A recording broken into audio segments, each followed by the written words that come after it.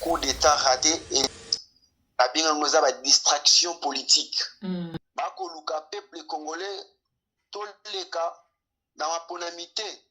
Singi pululu alabuki na tongo a proposé loi Tchani a passé loi ya Congo ya congolité oyo mono tingi pululu a ko maîtriser te na ba etando. Vivre na salaire moko ezali médiocre. Tandis que bango ne basala ka bakonzi. Toyebaka te transport ezalaka combien dans le pays. Transport doit changer par rapport à ba air. Oza na DGC barré. Oza zando grand marché peso bakanga na motema mabe bakanga. Oza na DGC barré. Soko la muki na 6h du matin, on fout un transport 1000 francs. 1000 francs. Ce qui est commis 8h du matin, on fout un transport 1500. Est-ce que yemorono au Congolais aye baka rôle nini député à jour na mboka na biso na mo loi nini bango ba vota ba comment ba loi moko ba loi ba na ben tango ba loi moko du n'importe quoi. Un député il se réveille un bon matin pour proposer une loi ya dot. C'est toi la ndekao ba député ya Congo précis ya Kinshasa o ba votama ana kin a na mona ka musala bango zali kaka kokunda bibembe na lobaki ngala kosalisa ba marche contre ba député ba sali lo côté na kotanga ba kombo na bango. Il faut peuple presque à tellement 5 ans ba sali lo côté. Alors boni boni soko ba kise mo susté comme susté ko sala 10 ans ba ko sala nini et on ngonde tika na muteba maman espoir kaka nzamba ko suka. Total la sous pays té total la sous ba député té totika na espoir nzamba ko suka. Mais quand c'est pas au peuple à téléma, ça demande quoi? On est bien congolais ko comprendre que noté ba parti politique ne ko bomamboka na biso ko alobaki ngala ko salisa ba marche contre ba député ba sali lo côté na kotanga ba kombo na bango. Ba jeune bazali étouffé na kati ba parti politique wana. Moi je crois même à Tabasanga lelo tant qu'il y a pas une vision, tant qu'il y a pas programme il y a développement mboka eza na kati na bango te toko bando tambola ka bontaba parce que na baneli susu bilan ya Félix Antoine Tshisekedi Tshilombo wa Tshilombo ezali négatif. Voilà.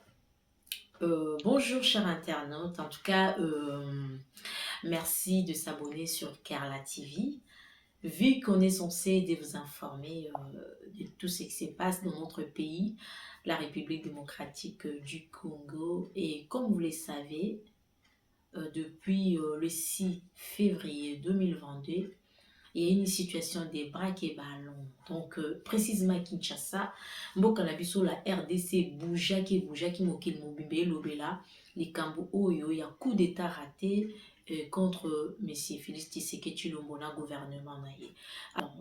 Alors na chaîne na biso ya Karla TV na ozalanga mon côté pour na kosala analyse par rapport ya coup d'état raté na kozala bongo na confrère na ngai le journaliste d'investigation monsieur Enoch Binta yende tozo pasola na ye pesante ke yende to lobela peza makambo yo etali mboka na biso surtout politique ya Congo 2023 c'est pour bientôt et Congolais azomona 2023 lolenge kani. Alors nayende vraiment tozoloba azali en direct ya mboka na biso ya Kinshasa ye pas alaki sur place tant au moins koko so nyonso utaki koleka et toko tuna ba question à ko répondre toko sala pe analyse ensemble na ye. Alors na kolekisa tango penza molaite nazali ko kodsa confrère nanga na plateau na biso ya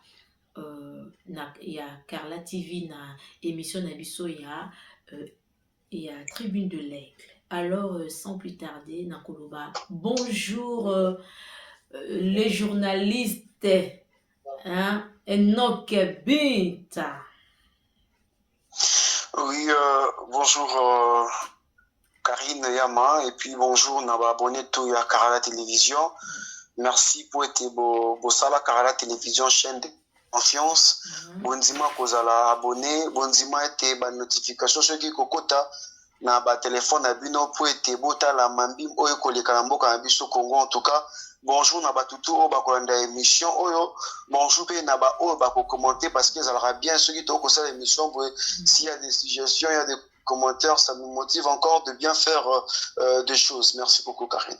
Ah, merci beaucoup, Enoch. Et encore merci une fois, Nabino Balandio, vous avez la biso partout, Bodimi, Koko Tsapsuna Banda pour Nabino. Alors, monsieur Enoch Binta, yo mutozala ki penza sur place na mboka, est-ce que okoyi koyebisa biso lolenge climat ya politique ya mboka na biso ezalaki na situation oyo elekaki le 6 février 2022 pardon, na makambo esalemaki à partir de 4 heures du matin à Kinshasa. Voilà, merci beaucoup pour la montuna de Karine. Vous savez, biso Congo, tozala tokoma habitude moko soki tolamuki na tongo makambo ya sike botani. Makambo ya sike botamaka partout ekozala ya malama ya kobe koma ke likambo ya sike ezala kaka ya mabe. Non tolamuka te tomona dollar ekiti. Non tolamuka te tomona transport ekiti. Non tolamuka te tomona carburant ekiti. Mais ezalaka soki tolamuki toyoka bato bakufi na érosion, bato bakufi na courant, bato bakufi na nzela malamu ezali te bato bakokufa. Alors c'était vers 4 heures du matin. Vu que ma connexion est toujours ouverte, même quand je dors, ezalaki bongo na 4 heures, namoni appel et sonné na téléphone na ngai. Na yambi appel moto moko bengai na niveau ya Gombe. Alors bien Enoch yo lali na bi oh qu'est-ce qui se passe? Mais il y a une situation qui semble être grave à ce moment. J'ai dit qu'est-ce qui se passe? Oh te kota na groupe ya WhatsApp. Nabi tenga mamba groupe na WhatsApp alinga tenga na za sur place parce que mamba ko leka. Na 4 heures du matin, na bimi, na Keiti, na RTNC. C'était vers 4 heures. Vu que je m'écarte, il a laissé passer, il y a UNPC, je m'écarte de presse, il y a chaîne place dans Zalaka. Alors, vu que RTNC, ils ont aussi parce que moi je reste non loin, aux environs juste de la RTNC. Nataï la musika na moni bongo basoda ebele ami posé question RTNC basoda bazare ebele boete pourquoi basoda bakomi ebele na ngonga oyo etango na moni bongo nde na ye kozonga na ndaku baya ko informer nga que non coup d'état raté elingaki salama mais nzambe ya sungi esalami te mais ngai na lobby que na nga bingon coup d'état raté te. Bingon ngoza ba distraction politique. Vous savez coup d'état sur nge salema. Bon ça la bula non stop. Parce que ceux qui mutaza a besoin à royiba yo. A royer directement ibio. Aroluka sa te ba bisieti oye bate aroya directement ibio. Alors boni na mboka na biso Congo coup d'état lingé salama batu tout baza déjà informé que notre coup d'état lingé salama. Voilà les ali bongo ba distraction politique. Ba ko luka peuple congolais toleka na maponamité. Ba ko luka biso to za la distrait pour être bango ba réjouir na mbongo ya l'état oko nanga mama Karine nazo lando malam papa Enoch. Donc eza makamkutu ya coup d'état te donc eza distraction mais il y a des questions qui se posent par rapport à coup d'état ngo ba koloba ba question ko ça mais belé par rapport à coup d'état ngo ba koloba trop par rapport à coup d'état mais bon tout le monde qui a aéroport international d'Enjili, va renforcer qui peut ba militaire, par qui peut on peut renforcer qui pas militaire. Mais là comme aussi bateau, président Nabiso Fatou, fallait ça la séjour. Il y a 2 jours d'un niveau à Addis Abeba, place Basali Bongo, remise et reprise. na président ya sika oyo akoti ya sika oyo azali bongo sénégalais sale kombo na ye mais président akati cérémonie ba 4 heures nde président ekokóma na ville province de Kinshasa yango nécessité ba problème est-ce que président abangi etatikala kuna makambo esalama awa yango aye mbangu ou soit ayokaki malaise na oyebi ke te azala bongo traité na mboka na ye République démocratique du Congo. Donc c'était un peu ça nde omoni ke non bato balobi ebele mais le vrai problème est que omoni au pays na biso tozalaka na mal ya kokapter une information fiable dans le sens que chaîne oyo ezali censé informer bato bango basalaka mosala na yango te RTNC ezali chaîne officielle ezali chaîne bajournaliste ya bao basalaka mpona bafutaka bango na mbongo ya bataxe oyo tofutaka nde bafutaka bajournaliste wana alors mosala na bango eza koinforme biso je te dis madame Karine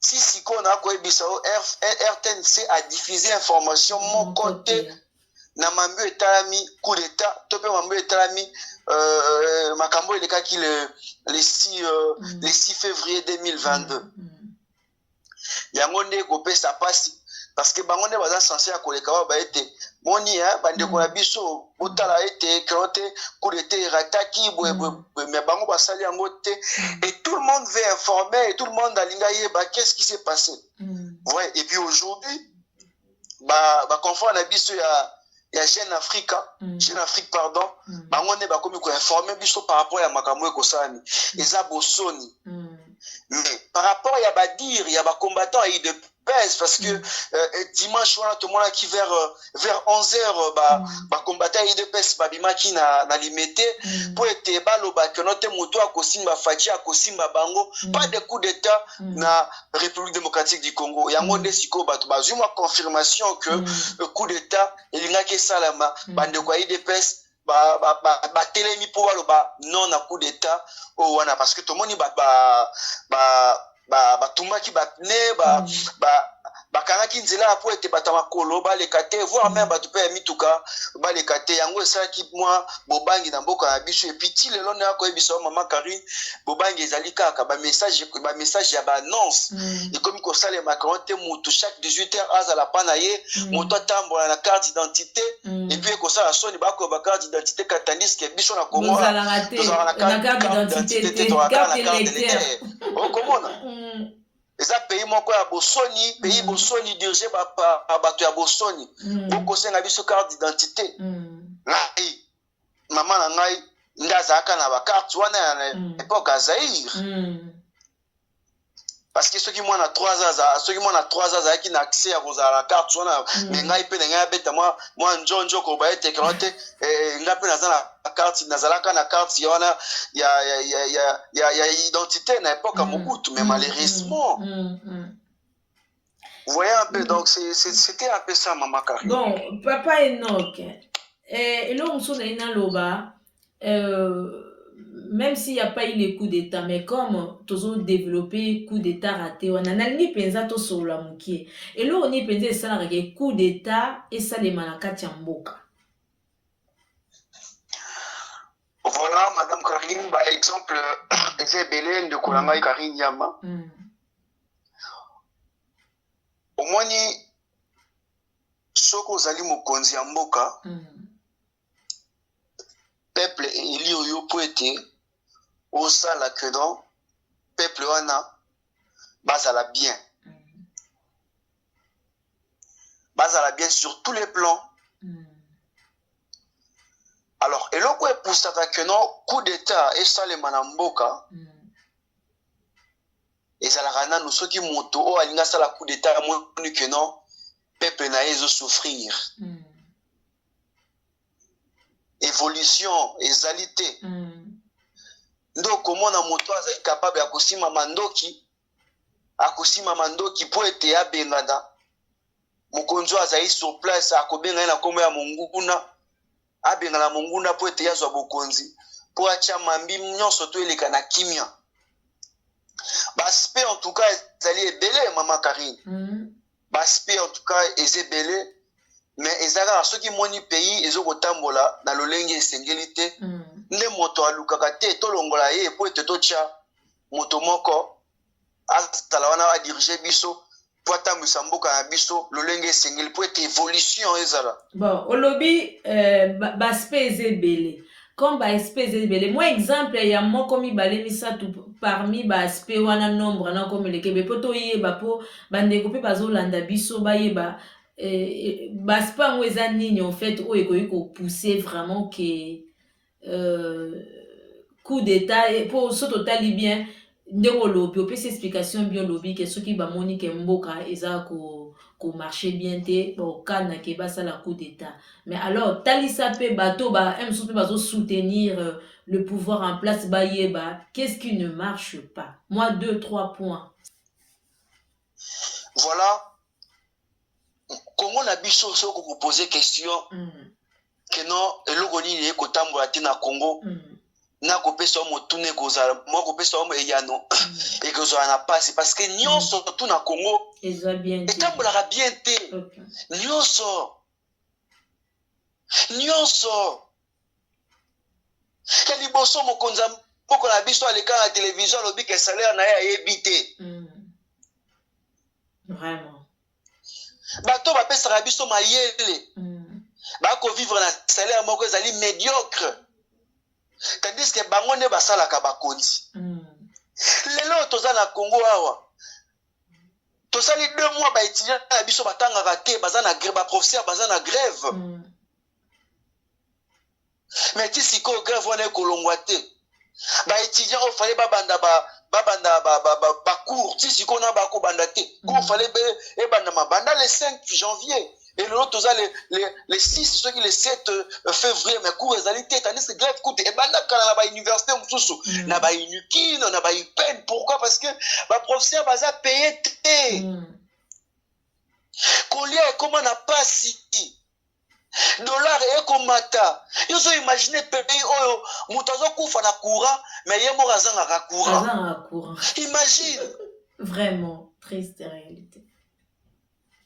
Eko makambo tu na mboka ya biso eza na bopasi toyebaka te transport ezalaka combien tel pays transport doit changer par rapport ya ba air oza na DGC barré oza zando grand marché place bakanga na motema mabe bakanga oza na DGC barré soko la muki na 6h du matin on fout à transport 1000 francs soki komi 8h du matin on fout à transport 1500 pour que les ânes 9h sur la zandu pour son ozone na DGC on fout à 1000 francs sur les commis 17h on fout à 1500 tala mboka bo pasi boy vraiment tala mboka bo pasi mboka bo soni mboka bo soni mama Karina ko ebiso mboka ya bo soni makambo tu na mboka ya biso Congo rien ne marche ba journaliste ba koma ba bata ba jalelo parce que ceux qui informé bato wana oyo ako informer sur bango ba repesa sous bongo te alors ba koma ko ba n'importe quoi à la télévision pour que ba soka ne fisc ata moi 100 €, moi 200 €, journaliste a ko vivre les choses na salaire na été et ko ça la pasi journaliste a koma na moto jalelo pour être mboka ekotambola malamu te. Sur tous les plans le pays va mal. Et alors sur tous les plans en tout cas question donc sur tous les plans le pays va mal na ba plan nyonso tout eloko ni tokoki kosala tokoki kosala mpona makambo mpe échanger et surtout aussi par rapport ya gouvernement oyo eza sur place po mpe coup d'état esalemela bango te vraiment remède eloko nini tokosala en fait remède nini oyo esengi kosala na RDC eza facile mama mboka ya biso oyo moni biso bakongolais nazwaka toujours na bitide ya koloba kongo te tozala na biso na posa ya ba milliard te parce que histoire ya mboka ya biso koyebisa biso que Kabila le père a dirigeant mboka na biso na budget à 500 millions de dollars à kuta budget kwa zaki nango abandi nango eza budget à 500 millions de dollars. Et bon, il y a lelo eza combien? Bato ba kotala biso, bato ba kotala biso. Ceux qui bato batangaka histoire ba comprendre makambo na koloba. Aujourd'hui, on a plus de 4 milliards. Même si c'est un médiocre côté à pays il y a Afrique, mais quand même, ils étaient au Kabila. Kabila le père, je précise bien.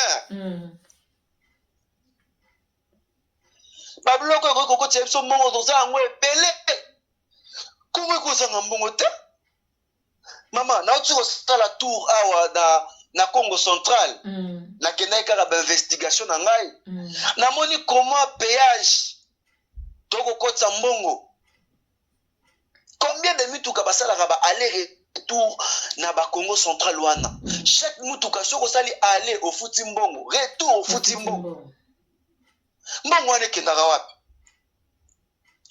Banzela malamu ezali te. Ba hôpital ya malamu ekoma ngoka ya ba privé.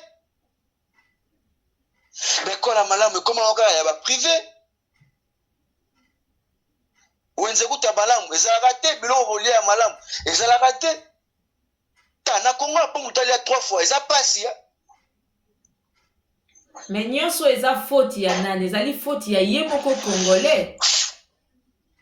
Faute eza kutu faute eza ya d'abord ezali ya moto oya ko diriger biso na ensemble na ye wana, donc ensemble ya gouvernement quoi. Mais papa Enoch elimbisanga muke. Oui, c'est vrai, ensemble gouvernement, c'est vrai peuple si bon. Moi je peux dire la situation oyo peuple ça qui n'ont pas confiance té. Il y a eu ce qui s'est passé, mais ce que sur là na camoko général dans le sens que ce qui est là bateau bazo diriger biso mabe baza sur place. Ils allaient parce que peuple a kangi miso. Parce que le peuple y est mourazo cédé. Mais peuple qui n'a pas voté. Mais peuple qui n'a pas voté a voté qui Félix Tshisekedi parce que c'est lui le président. Voilà peut-être yo mutolobi bongo. Non, maman Karine. Non, concevoir par la face, c'est lui le président. Ce qui peuple pe mutu apona qui président. Félix ou Azana sur place. Ok, il n'y a pas de souci. Bapona qui est. Mais retour, il y a gouvernement naïe. Ils ont vraiment négatif envers peuple. Maintenant, c'est ils allaient ici au peuple, il y a au téléma. Pona, baloba, non, trop c'est trop. Il faut au peuple réagir. Parce que le peuple a zone dit manaeka ke ba nyata eti suka. Suko finalement, to suka. Eza lokola. Mobali ayepa na yo ayebisi yo Karine soki nga na lingi yo tokozana na yo boye tokozana na yo boye tokozana na yo boye elobi mobali aye na ba projet ya malamu mobali alakisi nga kino te to na kozana na kozala heureuse donc nacha nandima mokolo to aye po ete nandima ye to sala bolingo ekomi olinga na mobali yango a changer le face mais na boyeti yoka mama achazelo face vike yo bolingo eleki yo mingi obite yoka mama Karine si t'as raison bolingo vike eleki yo mingi obite na pese peut-être 2 semaines ou 3 semaines akoki ko changer ne biso ba Congo mani to pesi Tshisekedi to lo ballon te 2023 to lukana no pe moto mosusu ceux qui kenote année asali makambo ya molonga te to luka moto mosusu alors ceux qui année asali quelque chose ya bien to ko tchele susu wana pour état continuer ba idée na ye ozokolanda mais peuple congolais voit tellement tokosamaka mingi na ntango ya élection tokosamaka mingi badepute basakanaka biso baprésident mais bakandidat oyo baposinaki na présidence bakosaka biso mingi. Mais papa Enoch vraiment likambo toloba tout à l'heure que to peuple congolais azokosama mingi na makambo ezoleka na mboka ya biso. Bon so totali bien toza pe au moins na 700 partis politiques na RDC. Ba parti wana vraiment en fait basala nini en fait na Congo. Tout le bela on a mukino. Musala bango en fait eza nini. Avant de continuer, na répondre à motuna nao, na koloba ete na sisa dans le parti on a ba ko par rapport ne to ko samaka na ba député pour être na suka na ko sisa par rapport ya motuna otuninga mama Karine. Vous savez, ba député ne bayaka na ba tango ya maponami. Baka lokola ba Angelou. Bayaka lokola bato bazanga masumu. Bayaka lokola basantu. Député ayaka lokola mosantu mama Karine. Mais est-ce que bango ba député on baye par rôle na bango o bayaka au sein de l'Assemblée nationale? C'est ça le problème aussi. Na koko ma place wana, na koko ma place wana. Ga mettre ngana j'attends moi 5 minutes et puis on répondre à la question ce soir. Ngana mona député na district ya Lukunga. Député ayeko soana parce que moi je suis journaliste mon sala ngezali ko e bandenge mi makambo eko leka tout ça na tambola na zwaka ba image partout en tout cas na tango ya maponani. Député akoloba nini atoboli maboko abibota maboko na ngalo lenge ezali pembe. Ndepe motema na ngezali pembe. Mama Karine. Kasi tango peuple wana voté ye. Malheureusement aleka kité ba alobaki motema pembe maboko na pembe. Alors tant la propagande azwaki ba câble ya SNEL a tiaki pour être courant et kota na quartier wana. Fike ba votaki ndabo kaka ndabo musu ba votaki eta lekite. Azwi ba câble a tiaki alongoli ba câble. Mais alobaki azali bo santo azali pembe. Siko mutu ya bongo. Vraiment. Azala moto kante aleki na maponomi. Akomi député. Boko kanisa ko serno makamba malam. Alakisi bino déjà identité na ye. Alakisi bino déjà ya zali. Député la biso ya kin. Na lobela non kin parce que nazali kinois. Na lobano makambo na mona rango matin midi soir. Ba député Moustapha comme on sale ezala kokunda bibembe na bandeli na kosengo tsango ata na temps fort ba député ya Congo président ya Kinshasa o ba votama na kin a ona mona ka musala bango zali kaka kokunda bibembe bakoma bakunder de bibembe bakunder de bibembe bango basaka so eloka malonga te kaka soki mutu akufi baye vike balela susu te matanga keno te elala bon nga na kosomba cercueil na kozwa libulu ya cimetière charge tout ya makambo mabulu cercueil ezali ngai est-ce que wana pena nde kopousse mutu keno a élire yo lisusu Ata balba qui faut qu'on soutenir mototo qui a na tango ya passe. Mais pas nécessairement ça. Il y a plein de choses. Papa non. Il y a plein de choses. Mais déjà ndenge biso ba congolais to votaka peuple hein, biso peuple to votaka ba député. Est-ce que yemoro no congolais ayebaka rôle nini député a jour na mboka na biso na mo donc Maman, lelo mboka abiso comment soki député motatuni e kenote papa moi libulu esalami awa biso to votaki okoko ede biso to tonga ata moi libulu ya mukia ata moi ba terrasse ko bongisa ba député ba komaka quand on eza rôle na biso te eza pe rôle na bango te. Non, c'est là, maman Karine. Mais tant que le rôle na bangote, bon, c'est bon. Et ça rôle na binote. Mais non, tant que rôle na yo, ils ont voté ba loi pour être makambo le kalolenge segeli. Loi ni bango ba proposer. Voilà, rôle na bango par rapport à loi au bâti. Loi ni bango ba vota. Ba comment ba loi moko ba loi ba na bango ba loi moko ya du n'importe quoi. Un député il se réveille un bon matin pour proposer une loi ya dot. C'est toi là, des chaos. Chaos technique. Un député, Tingi Pouloulou, à la bouki na tongo, a proposé loi, Noël Tchani a passé loi, il y a Congolité, oh, et mon Tingi Pouloulou a maîtrisé na ba etando. Vous avez une gravité à ma cambouana. Est-ce que député, Nambon va salir à Bafouta Bang, c'est plus de $10 000, on va député Bazouak. Est-ce que quand tu as $2 000, tu peux être à Sungaba, on va voter. Vraiment. Même à ta Bafouta, décembre 2022, au cas où on a banzela, kotambusaka ba jeune, okomona bango na banzela, kokabolaka ba loso po ete Alex que note 2023 déjà nazoya sous pour te bo voter na lobaki nga la kosalisa ba marche contre ba député ba sali lo côté na kotanga ba kombo na bango ko aza ko za na besoin akangisanga na kokeni na kosamba mais c'est de preuve nga la ko conscientiser ba jeune na ko conscientiser ba maman na conscientiser ba papa na moma ele moke nzambo apesa biso to kotalisa bango ete bato ba ko voter o to votaka ba ke ko sala so musala 5 ans ba sala le côté alors boni so ko bakse mo sous 5 ans sous ko sala 10 ans ba ko sala nini. C'est la vraie question.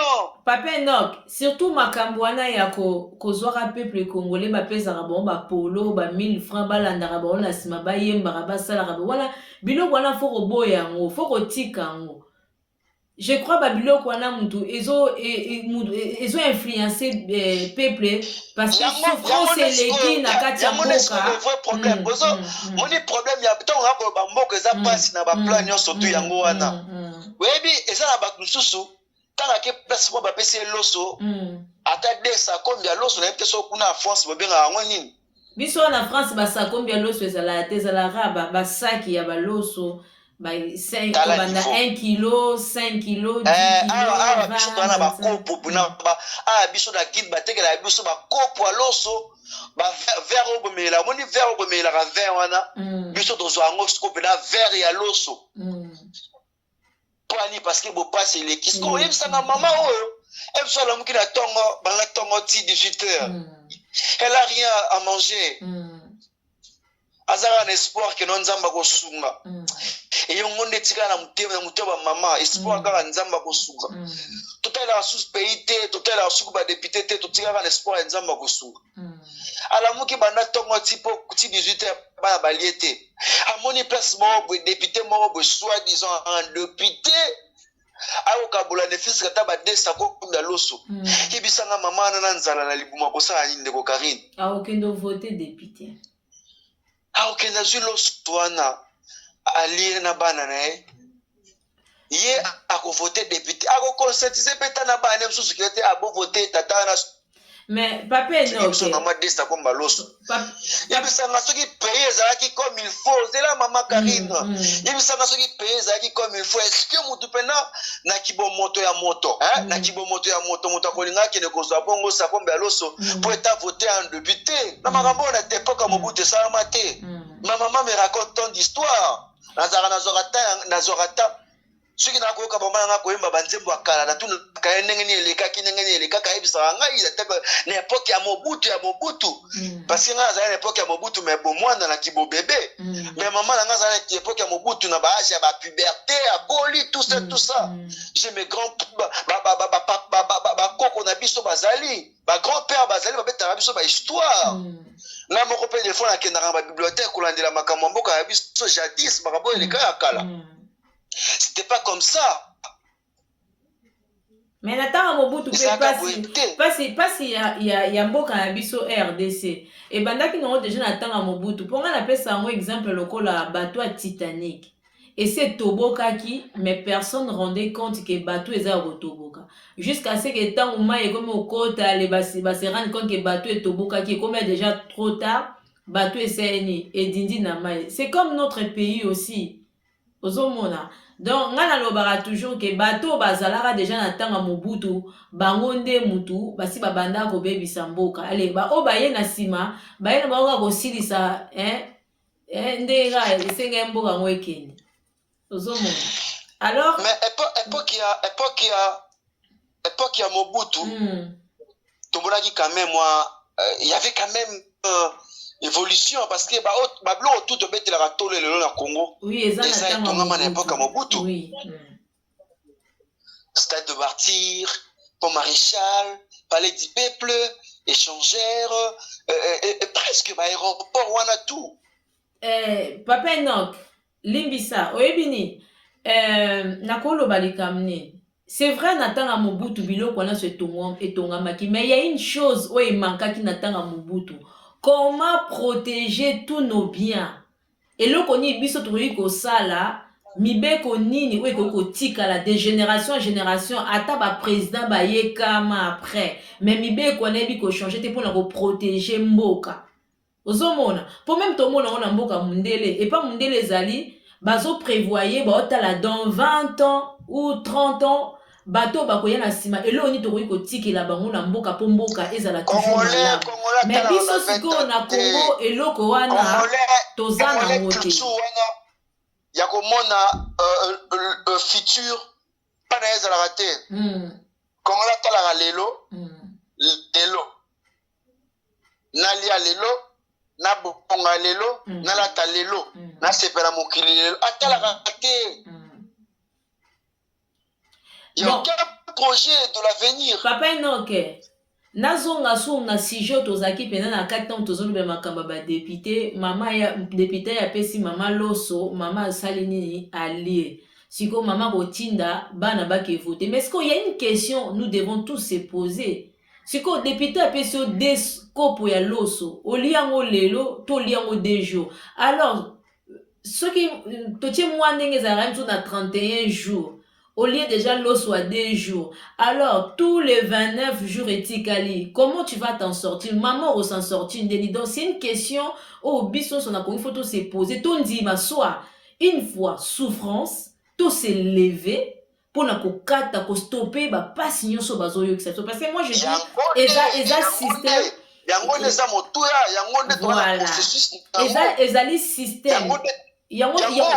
Au moins émission to sala biso to linga to faire comprendre penza congolais et c'est kani erreur na biso ezali o to ko sala effort to sala lango penza to lobela ngo to belela ngo partout ndenge mo lobi tout à l'heure que ko sensibiliser ba jeune pour na ko lobela bon par rapport à ba député o ba ya zwa polo zwa nini mais en fin de compte on sa ne logo pour na mboka te.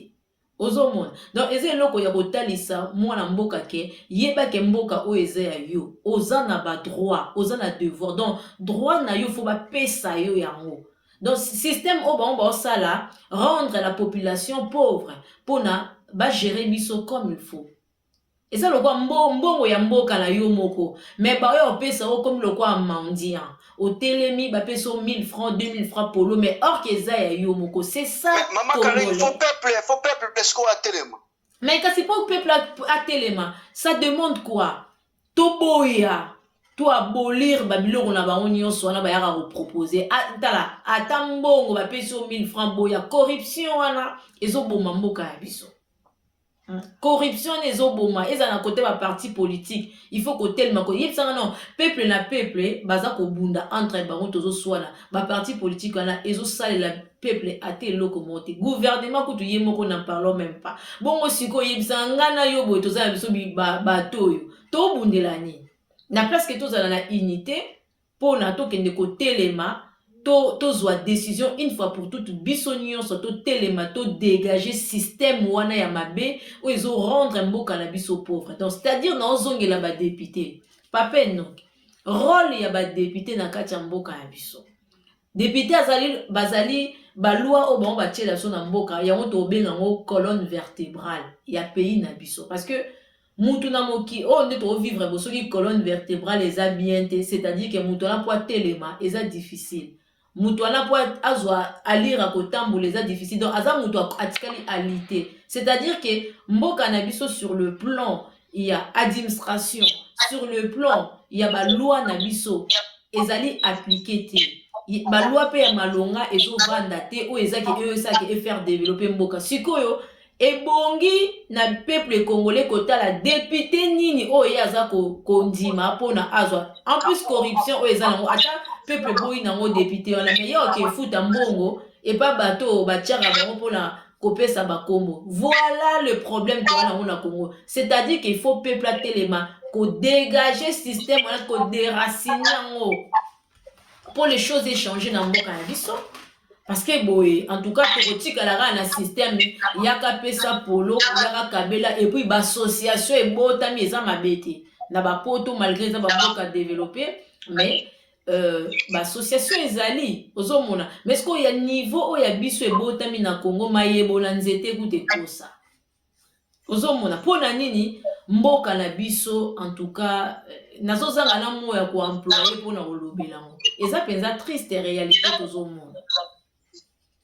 Donc par là yango na sengi papa enoke yo moko vraiment ndongo lobi ke il faut sensibiliser peuple congolais par rapport ya ba député total la ce qu'on a 2023 malgré toyo ka ba rimero élection e kozala peu importe quelle kozala mais peuple congolais faut azwa décision osomona peuple congolais faut azwa décision eloko nini tolingi mpona mboka ya biso nayebi te soko koyebakisa suni na oyo euti oloba masiko papa Enoch. Ouais, maman. Ouais, ndeko Karim. Peuple fait tellement. On pose une question, moko makambo etali ba parti politique. Nous avons plus de 700 partis politiques, Karim. Basala nini plus de 700. Musala ngonini ba oyebi shu Congolais ko comprendre que note ba parti politique ne ko boma mboka na biso ko boma shu Congolais ko comprendre de loko wana a cause réveiller a ko linga take ba parti politique wana ete basala atali to ina bango yo kata makaba parti politique te. Je préfère être na parti na époque Mobutu parti politique obekaka moko. Un père que tous en a parti politique et 700 mobiba plus de 700 mais rien ne marche toujours ba parti politique comme la église vu que pasteur voilà bagi na moni mususu d'église ngapela ça l'église na ngai vu que diacre kingani na évangéliste landu pasteur la raté c'est kuna makama malamu za raté za baza kuna te ngape na komi pasteur ne komi ba parti politique comme belé et belé politicien tout a comme na besoin as un leader mais ce qui biso tout aux ali ba leader ba subalterne na ba rozala banani c'est ça maman ce qu'on les a na face de stade de martyr non enseignement nous comprenons maintenant comment ma parti politique est belé ce qui est que tu as trois catégories à parti politique déjà que mon parti politique moi ils à gauche moi ils à droite moi ils à centre c'est bon c'est fini. Mais en plus aussi les jeunes bazali étouffé dans quatre partis politiques wana pour anini parce que ba chef ya commandement la bango ya bateau de commandement ba ko savoir que le mardi bobima bango pe te ba kilela ba elela ba bibi pe ma bango pe ba bibi mais ceux qui ba jeunes wana bazali dans ba parti politique te mboko ke liboso biso tout ko aller veiller. Moi, je préfère que tout peuple congolais soit que Libanda. N'a pas ce exemple. N'a pas cet exemple. Net mutogola prince Epengi. Prince Epengi. Hein? Mutogola prince Epengi. La parti politique. Prince Epengi. Comment la partie politique naie? DDK. Prince Epengi. Prince Epengi. Comment la partie politique naie? Est-ce que l'on est aux anga parti politique il y a Prince Epengi, parti politique il y a nouvelle là, il y a Ndeko Mozito. Parti politique est sidé. Il y a Martin Fayoulou. MLC. Basangana ba comme un parti politique il y a encore. Ensemble. Ba comme un moko. Mais au moment où la maramwane gozalate. Parce que quand la moutalinga c'est leader. Et non. C'est ça. Problème nabiso, tout ça na problème yozala na bomoko. Parce que ce total bien la mouka ezalaki awa Elan Esidé, il y a Jean-Pierre Bemba et puis je sais plus ce qui banane sous batum sous na yeba penza ba kombo la maman malamte basanga na bango nyonso mais tout monde a place bazuela biso décision moko ya malamte pour na Congo. C'est comme si tozalaki ga batmo boye bazo embrayer biso na misu ozomona. Alors, porter qui est le côté na bosangani na bango. Donc moi je crois même à tabasangani lelo tant qu'il n'y a pas une vision, tant qu'il n'y a pas programme il y a développement mboka eza akati na bango te tokobando tambola ka bontaba. Parce que il faut to comme un peu l'esprit loko abani ba pe ba maela baninga. To mona m so ba mboko eska to vandi. Tozomona ke omona ba président batona bazosa ba propagande na bango mais avant élection salema basali bango ba débat ba kutanisi bango ba tête à tête ou aza qui le meilleur gagne peuple ezolanda bango ba journaliste bazo poser bango ba question yo lingo comme président siko yebisa biso programme na yo olingo sala ni ba bando poser ba question nyoso o eza ya ba question clé ya mboka po ba yeba ke vision ya président o tozo ndima comme président malgré ata bayanga na bango ata peuple le la raté ba bebisi ba sali be mais au moins ba mboko to vandi baza quand même na moi niveau na bango ozomona par rapport au total makambo le kana mboka na biso des fois to mi tuna ratoza na wapi to uta wapi ozoma biloko na siko soki ekomi ko salema na Congo je crois ba olingate et comme makambo ya okanga ba journaliste ya soit ko corrompre bango makamba bongo esalema te et comme même soso ba directeur ya presse au bon ba tiara ba programme ya information ya chaîne ba comme na ba problème c'est ça souci na biso toliki kozala na ordre te toliki kotambola na bosembo te tozaka bato ya nyoka siko tolobani pour la mboka c'est ça le problème. Donc moi je crois que le peuple congolais il faut avoir conscience et à kozala na unité. Il faut tozala loko moko to bimaka libanda soto moni likambo gouvernement tcheli biso eza yango te to sangani biso soto ningisi libanda. Ozomona parce que c'est intérêt na biso ya bana mboka. Mais biso to bimaka omona parce que toyokaki intel basa biso to bimi to bandi bitumba biso to tubali bambeli bozongi na ndako fufu akolia exacte mutu azobela okepe na emso na porte ya mutu wana parti politique obundela bitumbo sengi mbongo ba okende hôpital ba opesa yo te bango bazongi na bandako na bango bake bakati ba fufu na bango biloko na bango balie ba meli ba vin ba sepeli bazosa ba fête bazokabela bana ba mbongo bazo voyager mais bino bozo tikala ka lolengo na mais congolais jusqu'à quand bo fungola ba misu c'est pareil ne bezo salima na église nengo ucholoba bato bazaka misu flou tala bomoni nzambo aza likolo akokita te pozo makambo balola parce que ça pesa mutu na mokili pouvoir ya ko gérer mabele yo mutu ndenge ozala yeba kozala na pouvoir nzamba pesa yo ozana ba devoir na yo ozana ba droit na yo o nzamba tana kati na ona mokili pona o gérer mabele soki yo moko zotelema te pona o gérer ko kanisa te ke nzamba okita po gérer les bino po ça pesa biso bolinga pesa biso combien de fois ezanga kozanga komi yeba congolais yebi ba droit na été ayebi ba devoir na été yango la tozo souffrir na Congo. Tozomona pape noko yango makambo ezokende bien te. Donc peuple congolais en tout cas le peuple élection en 2023 misoso kuna ezate to raisonner nini. Moi je crois eza pasi komona biso na biso to kamama binebi to bomana to fingala et puis tant que boye bango to kozala na unité te peuple congolais y a rien qui va marcher. Ata bozui 50 personnes na camp ya gauche 50 na droite tant que tu as commis 100% et là comment tu changer te attaque tu le va changer to 50 président de la république ba tcheli biso ndenge to lingi tant que système wana ya ko appauvrir peuple congolais to ko telemela ngote et là comment tu changer te de ebongi photo e ba source na biso et là on ezo sala ke mboka ya biso za bongo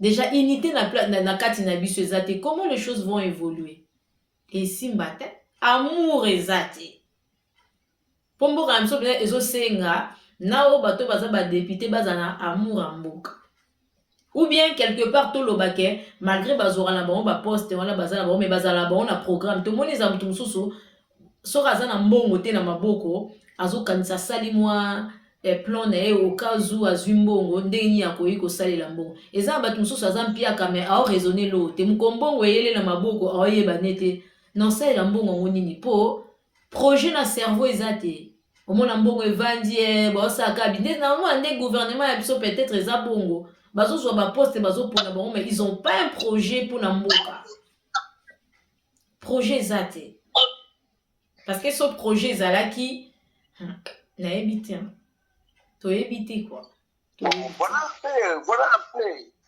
donc c'est un peu ça qui nous allô on veut vraiment dans 2023 oyo makambo leka lolenge sengeli donc soki toko souhaiter que maponami ezala po ete ekozala pe tokosenga nzambe ete makambo eleka bien to voter moto oyo tokomona vraiment azali utile donc ouais c'est un peu ça maman Carré mais tokolo ba pe par exemple na pesi ke exemple mais c'est nok ndengo zana pe boy OK otangi pe classe oza pe na mayele lelo pe kolo ba bon voilà nga pe fona tia mutu pona naza amour a pays nanga na poser candidature ba ponanga mais au mona ka baninga na yo ba famille musu bokola na quartier ba connaissance moko boye ba olingo pono te enoko wapi ka otokembaka ne aya comme président siko mais or koza na capacité mais au mona master na yo azo préférer que no pona muto kutazana na amour mboka te azo préférer que pona muto kutazana na capacité te même l'intelligence ya kokumba bino te parce que aime susu muto na asala kombo famille na ye esala kombo to baza ba commerçant to c'est ça problème toza na ngona RDC biso to lukara qualité te tokenda na quantité comment to lingi mboka za développer système wana o wana ya kolingaka ba ya wana nde bazala ba ya wana balinga tozala ba osela biso le côté même si pays ekoki ko bonga 100% te parce que toza mokili moko mutu na mutana motema na ye mais au moins ata à 60% ou à 70% mboka na biso etambola malamu souci o biso to luka to lingi yango wana ezala ngo kokitisa mutu te toza pe na ba projet pe to proposer pe msunde pe gouvernement ko yiko tambola et osala pe bien pour la mboka hein et ça la bien pour la mboka alors papa Enoch na sur tolobeli penza ba point pour na émission na biso lelo tolobeli quand même au moins ba point sur coup d'état na sur coup d'état ozo la qui ça hein c'est une question que je vais te poser je crois même si coup d'état ça limité quand on parle de coup d'état et niveau là ça pensa que échec il y a président de la République échec il y a gouvernement mais là c'est clair oui il y a en fait, rien ne marche dans le pays. Bilan, il y a président la biso Félix Antoine Tshisekedi Tshilombo ou à Tshilombo. Ils avaient bon négatif. Na badel sous bilan, il y a Félix Antoine Tshisekedi Tshilombo ou à Tshilombo. Ils allaient négatif. Et le ramalam, ça bon, question mon pays linga siko. Mais le président de la République, je ne parle pas pour Félix, pour Naïté, maintenant en général. Président de la République, je crois.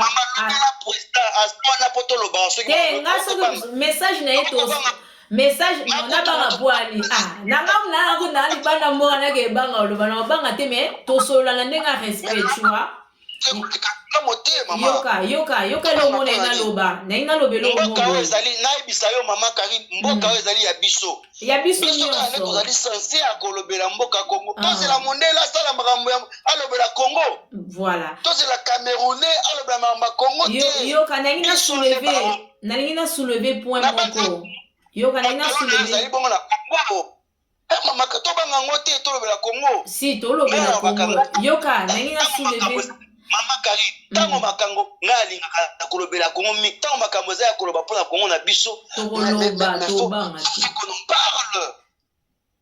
Papa Enoch yoka eloko nga na ina loba boye biso ba congolais il faut toyeba pe loko moko mutu akoyi kokoma président de la république mais yete mutu akosalela batâche nyonso oyo eza mboka donc pourquoi basalela biso baministère donc toza na ministère ya santé ministère ya justice ministère ya environnement ministère tout consort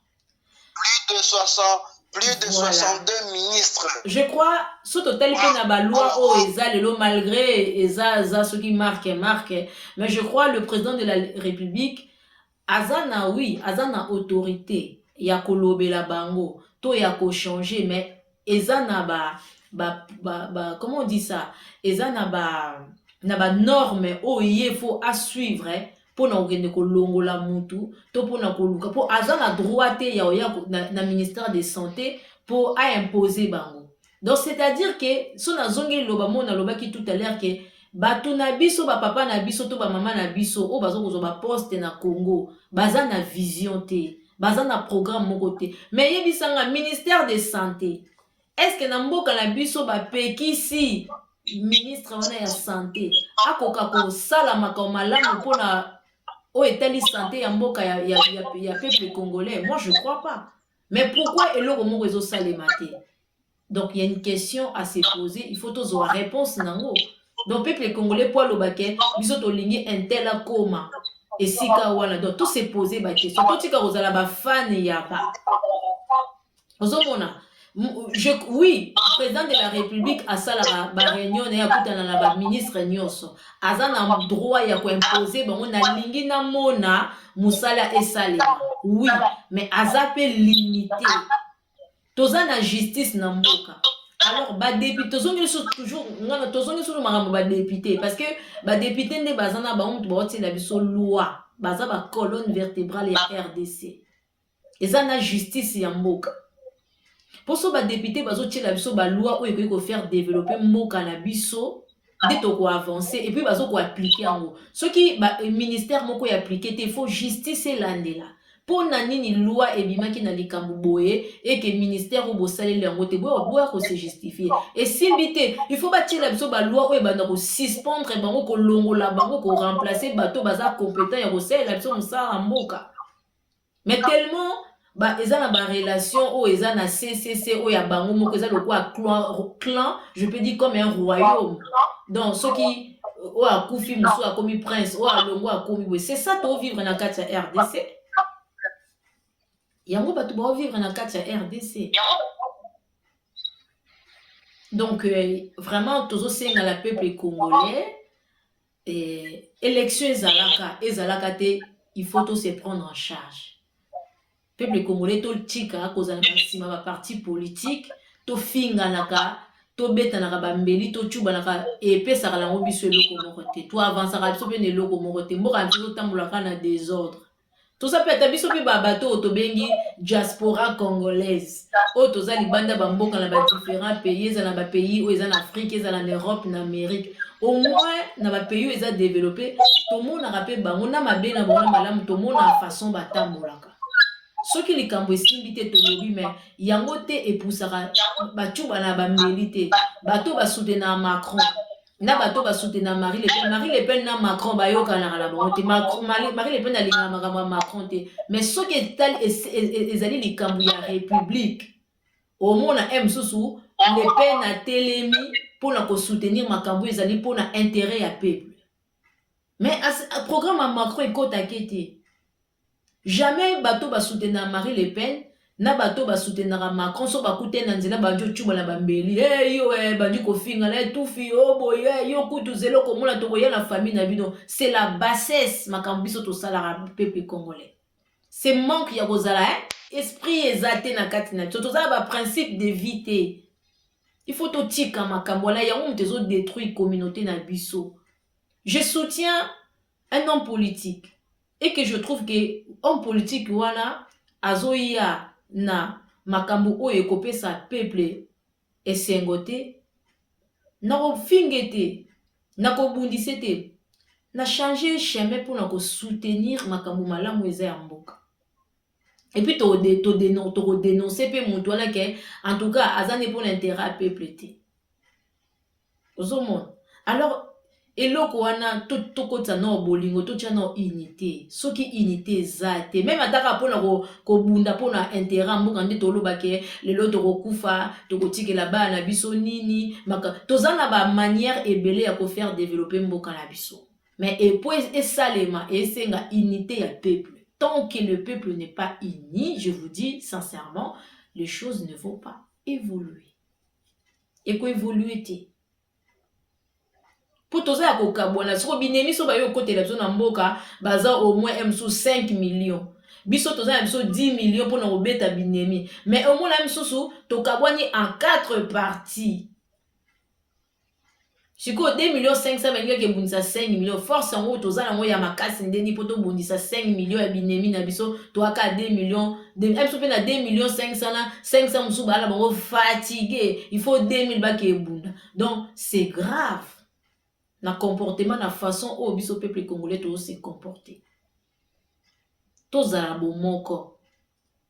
Hein, toza vraiment na bomoko bandeko. So pena to milingi, so pena to lo bakeo, to kokufa, to kotikela bana biso nini, mboka na biso, nde to yoka to bulanda pe ba combattant, bazo sala ba différentes vidéos na bango, mboka na biso etekami, il paraît bazo signer ba papier pona ba pays musu ba kabola. Siko bino penza bo mona ke to komi na point bateka mboka nso toko esclave bon mote ke toko esclave si réellement ils ont vraie information voilà bon mote ke toko esclave parce que tous à la esclave te pour pas boto na biso mboka na biso te bandeko to bosa na barando wana oya finga ki Fachi ya finga ki Fayulu ya finga ki Jean-Pierre Bemba bango na bango basolola na bango babenga na bango bakuta na bona emso na Congo bakuta na tepo reverser soki o azui avion ekiti na Addis Abeba o kuna azui avion ekiti soki na Sénégal o ale bango so bazui ba vira ba mboka bakekuta na sika bakuta na bango basolo na bango siko biso peuple to obunda nini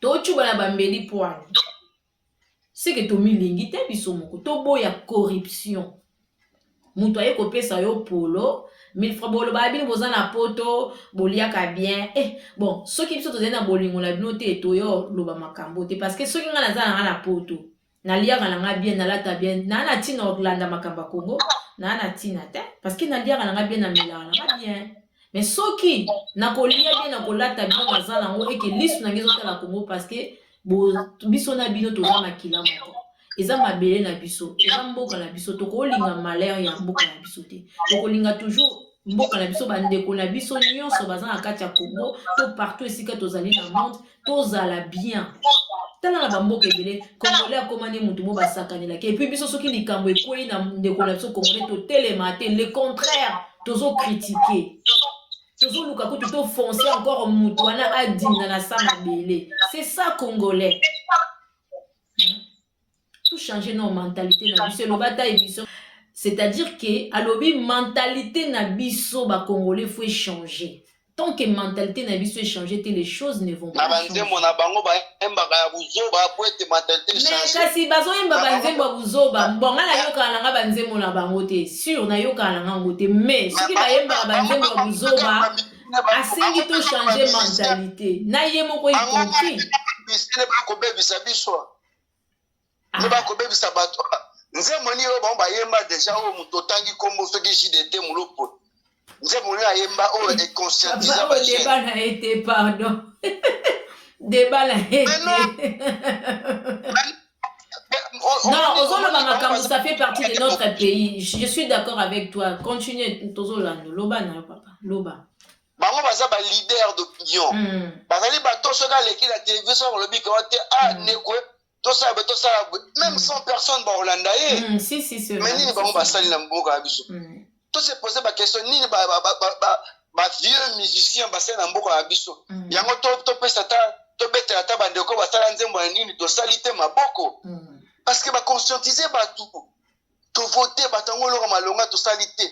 Basali ezali te totiki ba CV tosali boye hein po biso lelo nga nakoma peut-être msusu journaliste ba étape ni aleki na vie mpona yango ba étape ni na beta makolo banda ozone ti ipel mpona kezwa formation na silo télévision donc je salue pasteur Moïse Mbi Anzima tozwa formation na chaîne na ye na beta ba makolo mpona ye ko alingala na RTNC. Donc, c'est une question de volonté, Enoch. C'est-à-dire, sur le lobito conclure mokie, mboka na biso RDC pour changer. Ezo senga nango autant ya bambula théos 10 ans, 15 ans, 30 ans. Ezo nango jour moko. Jour wana moko soki chaque Congolais a eu conscience na katne a se décider que à partir ya lelo nga na ozala nanga corrompu na ti amour ya bandeko nanga unité. Oh oui, émission ko salma parce que toza na ba point auto linga pe to proposer gouvernement auto lingo cannabis fait tambola. To sala émission vidéo et comme la bango. Changer le Congo. Tokolobela makambo tout. Mais pour lelo en tout cas to tikala ta bato pona boye bato ba comprendre que to lobela ma motali coup d'état. Pour ça li passe. En tout cas mambo ne ça li passe. L'élection to lobela ba ministre ba kobanga lelo za lendi ba kobanga ko ke mosala maradi ba kobanga ko ke mosala. Est-ce que makambo ya coup d'état est-ce que il y a pas mal de questions qui se posent hein Karine. Na le bi boyene fo bazala ka boye pour va voyage pe l'équipe mingi. Ah oui. Ba ja l'équipe mingi papa na biso abimaka mingi. Abimi tongo akozonga après 4 jours après 5 jours. Nde ba bi ko te libanda bakuna ba ko bunda. Bon papa va na ndako hein. Tout monde appelle papa na 12 heures azala nini na 13 heures azala ndeni o abiso papa hey pepo na pepo kasa so luka pour l'intérêt mboka bana luka ni déjà ya et non que pas aya nango pour la tête ni na ya amemela biso oh ba muto modike mbe bakoya ba investir pour mboka abiso ba expatrié bakoya belé ba diaspora bakoya to mona ba ya 14 moi j'étais là sur place na aéroport na diffuser image dans la chaîne pour ne pas citer les noms de la chaîne. Mata machine à foufou ba salade. Te mboka na chose a passer. Linzanza tomate il faut ba fungola ba tokaka na lutu ba kani ba sachet ba teke na peto. Peuple ngolé binomo biso moko photo de tozwa décision. Banda mokonza mboka badako bimba. Akenda ka kia zombi. Akia to côté la ka sa 28e voyage. Ça ta 6e voyage. Papa enoke. Libisana kato malobe, eza lo monena lo basikoyo. Moi je crois tango ba politicien nyonso mboka ya biso ba bengaka ba congolais ba bima pona likambo bango balingeli. Je crois ba congolais ba bimaka. Bo siko pona ko changer mboka. So bolobi boza na ba projet malamu pona mboka. So bolobi yebisa ba congolais ke à partir de l'obiso na kati ya mboka na to ko tambola lolenge kani pona développement. Est-ce que le peuple congolais ko boya oyoka? Pour maloba mingi landaka o Congo mo ebonga nango lelo te pe congolais o wapa yokaka. Et c'est makambo ko te ko salema e ko zwa biso temps. Pona ko bibima pona ko tambola marche na makambo emso eza intérêt peuple te. Peuple abimara. Bon pona intérêt ya peuple ye moko azwa vie na ye makambo échanger attend à 50-60%. C'est peuple wana ko boya. Peuple oboya ta ba papa ba mama to sengi bino penza eza droit na biso to bonde la bino te eza droit na biso nous tous nous avons les droits dans notre pays, nous avons aussi les devoirs à accomplir pour la mboka na biso to changer to bongola mitema na biso ntoko tsa kimia ne loko lobata na landa kiso na nga lobaki ne loko loko alipa ti lelo na 2022 peuple congolais kendo defa lipa tongo a défi pe tongo ba ko senga ba nyonga abatami vraiment mawe kozala kati ya motema te mais député azo simba 7000 soki 10000 na loba na fin du mois afuti nyonga batu ndeti naboyi te tout nayokaki awa ntango nani papa na biso auti kozongisa molimo awa musicien de phare toyokaki babimisi 25000 mais ce qu'on atali avant de phare akufa 25000 wana ebandaki koexiste na caisse ya l'état tozomona bavideo ya bana ebele na kati ya RDC partout na province bapasi na baekole na makambo nde bana bazosouffrir baza na esika kolia te kolala te 25000 wana pesa ekoki koede bato bana na Kinshasa to ata na province moko boye ekoki kosalisa bango te mais 25000 ebimi mpona basala plaisir et puis moto yango kutu oyo akufi ntango azalaki vivant bapesaki ata 5000 oyo apamba te je ne sais pas mais je crois pas mais tozala na conscience ya kibomoto si réellement nde bateya biso na baeglise ke jugement dernier ezali ke nzambe otuna biso en tout cas tozwa conscience nayebi te soki ezalaka bateya biso kaka mpona commerce ya baeglise nayebi te so mpenza eza mpenza ya solo bapapa tozwa conscience ko conseil numéro 1 opesa bino le président Mobutu était le président il a fait 32 ans de pouvoir mais Mobutu atikali kokende ata na bien moko te atika nyonso na mokili boyokanisi yo papa oyo ozonyokola ndeko na yo okeno nango te ata onyokoli motu soki jugement ezali yebaki nzambe otuna o un jour zwa conscience na kati ya motema botika osala peuple boye ko pardon botika osala peuple boye peuple yango mpe yo mpe tika nanu corruption tika bakosaka yo tozoboma na biso mitema mabe eza na kati ya Kongo nayebi te soki satan basalaki na mabele ya Kongo nazokomprendre nanga makambo te mpo emonga mpo navandaka nasepoza baquestion ebele na motu nanga mpona comprendre nayeba mpo toyeba mpe lolenge nini tokoki kotambola na mabele oyo mais naye comprendre mpenza ko mokili oyo bato baya mitema mabe baya mpenza mitema mabe donc papa enoke en tout cas mpona koconclure nayebi te message nini okoki koloba mpona toconclure émission en tout cas bandeko natiki no message pa papa enoke après nga na koloba nsima nazoyoko papa voilà comme message ya suka nakosenga kaka na bakongolais bazala éveillé semaine oyo ekomi semaine moko ya mwa mbutu ntango na identité na ye complet congolais ayebaki ntango akobima zonga 18 heures parce qu'on ne sait jamais balobaka na lingala mai eningana pamba te encore lokola mai eningani toyebi te nini ekoyela biso toyeba tomibatela nakosenga na baikongomani tu oyo bazali bakozala na droit ya kovote na 2023 bavote te mpo na loso bavote te mpo na lipa kasi bavote moto akoya na 1+, moto akoya na changement lelo bato bakoma kolobaka o te Noël bafetaka te les premiers bafetaka te mpo na nzala lelo bato babosanaki le 14 février ezalaka mpona baamoure ekomaki oyo eza likambo baya mike mbongo nde akobima ezali te lelo bato bayaka basusu te ke le 8 mars fo kohonore bamama akolatisa bango maputa akosalisa bango baconférence kongola abosani eloko wana po ete mbongo ata mpona kosalisa baconférence ezali te lelo journal travail ezala susu respecté te parce que batravailleur baza te lelo journée ya le 1er août ezala susu respecté te parce que bato bakotala baoyo ndenge nini parce que mbongo te ya transport po transport ezali mpasi mbongo ezali te.